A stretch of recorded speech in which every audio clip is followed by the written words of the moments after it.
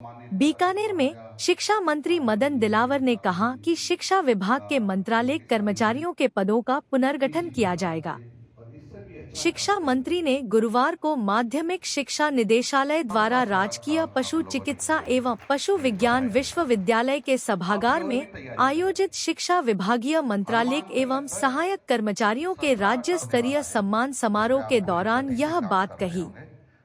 समारोह के दौरान वर्ष 2023 के लिए 39 और वर्ष 2024 के लिए 38 सहित कुल 77 कर्मचारियों को 11,11 हजार रुपए के चेक, स्मृति चिन्ह, प्रशस्ति पत्र तथा शॉल प्रदान कर सम्मानित किया गया। इस दौरान शिक्षा मंत्री ने कहा कि आने वाले समय में पीईओ और यूसीईओ स्तर पर भी पर्याप्त मंत्रालय कर्मचारियों की उपलब्धता सुनिश्चित की जाएगी। साथ ही यह भी सुनिश्चित किया जाएगा कि शिक्षा विभाग में किसी भी स्तर कोई भी स्वीकृत पद खाली नहीं रहे। शिक्षा मंत्री ने मंगलवार को पहलगाम में हुई घटना की निंदा की और इसमें दिवंगत सभी आत्माओं की शांति की कामना की। इस दौरान 2 मिनट का मौन रखा गया।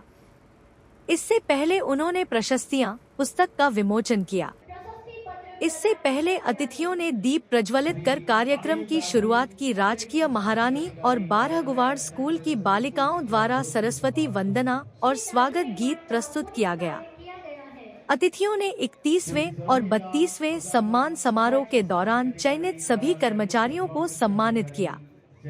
इस दौरान जानकी नारायण श्रीमाली, बनवारी शर्मा सहित कार्मिक, उनके परिजन तथा आमजन मौजूद रहे। आज 77 लोगों का सम्मान किया है और मैं सबके लिए मंगल कामना करता हूँ कि उत्तरोत्तर सफलता के साथ पहुँचे। ये सच है और हम ईश्वर बढ़ रहे हैं कि राजस्थान को अब की बार पुरस्कार मिले। देखो, हम लगातार प्रयास कर रहे हैं और हम हिंदुस्तान का पहला प्रदेश है राजस्थान जहाँ सफाई के लिए बीएसआर रेट तय हो गई है।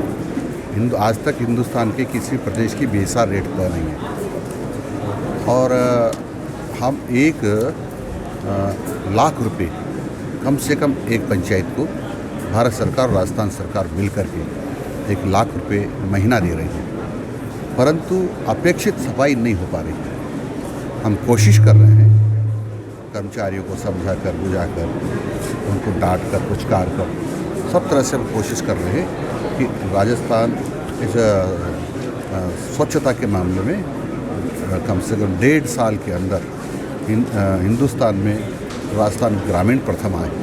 दुर्भाग्यपूर्ण है, कांग्रेस ने केवल ये कह दिया कि हम सुदृढ़ कर रहे हैं, लेकिन अभी भी वार्ड पंचायतों का सम्मान नहीं होता, क्योंकि जब पंचायत की कार्रवाई लिखी जाती है तो उस कार्रवाई लिखने के बाद पंचों के दस्तखत नीचे नहीं होते, साइड में कराए जाते हैं। यानी उनका मत का, उनकी बात का कोई असर नहीं, कोई प्रभाव नहीं। वो बाद में उस पर कुछ भी लिख लेते हैं। यदि नीचे दस्तखत होते तो शायद उनका कद और बढ़ जाता, उनसे पूछताछ होती।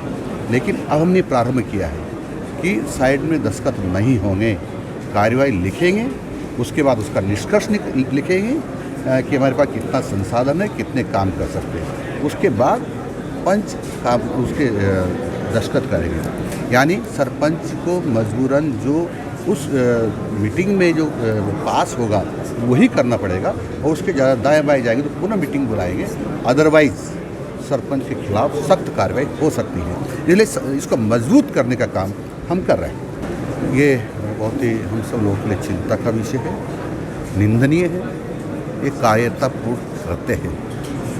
लेकिन जिस प्रकार से आप जानते हैं भारत सरकार का, भारतीय जनता पार्टी का, मोदी जी का स्वभाव, कोई जिंदा बच नहीं पाएगा, चाहे दुनिया के किसी भी कोने में किसी बिल में छुप जाए, लेकिन बच नहीं पाएगा। उसके जो साथी हैं या जो उसको पुश कर रहे हैं या जो षड्यंत्र रच रहे हैं, वो भी नहीं बच पाएंगे। आपको पता है कि ये पाकिस्तानी तड़प तड़प कर मरेंगे, क्योंकि पानी तो मोदी जी ने बंद कर ही दिया है। क्या पिएंगे, क्या खाद्यान्न पैदा करेंगे? अभी एक एक रोटी के टुकड़े के लिए अब तरस रहे हैं। तो इस प्रकार की जो कारस्तानियाँ करेंगे तो तड़प तड़प कर मरेंगे, तड़प तड़प कर। गुंडों को डरना ही पड़ेगा, देश के दुश्मनों को डरना ही पड़ेगा। और जो उन्होंने हिमाकत की नहीं, उसकी सज़ा ज़रूर मिलेगी, ज़रूर मिलेगी। दुनिया की कोई ताकत उन जो दरिंदे हैं उनको बचा नहीं सकते।